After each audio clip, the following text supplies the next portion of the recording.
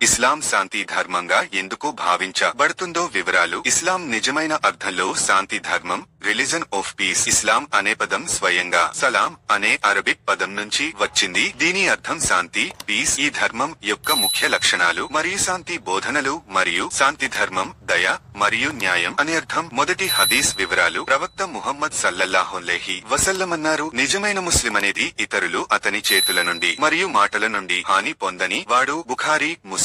రెండవ హదీసు. అల్లాహ్ పేర్లలో ఒకటి అస్సలాం అంటే శాంతి. అల్లాహ్ పేర్లలో అస్సలాం అనే పేరు ఉంది.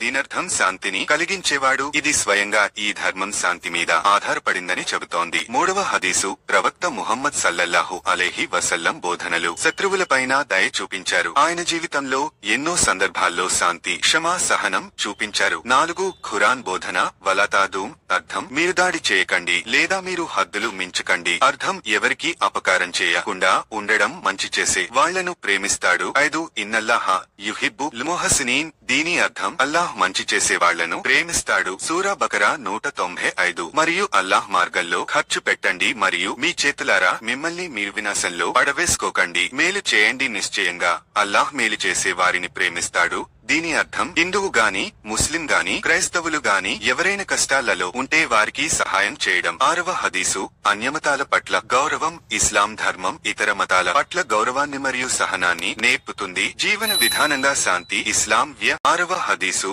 అన్యమతాల పట్ల గౌరవం. ఇస్లాం ధర్మం ఇతర మతాల పట్ల గౌరవాన్ని మరియు సహనాన్ని నేర్పుతుంది. జీవన విధానంగా శాంతి. ఇస్లాం వ్యక్తిగతం నుండి సామాజిక స్థాయి వరకు శాంతియుత జీవన విధానాన్ని ప్రోత్సహిస్తుంది. మాటల్లో, చేతల్లో మరియు భావనల్లో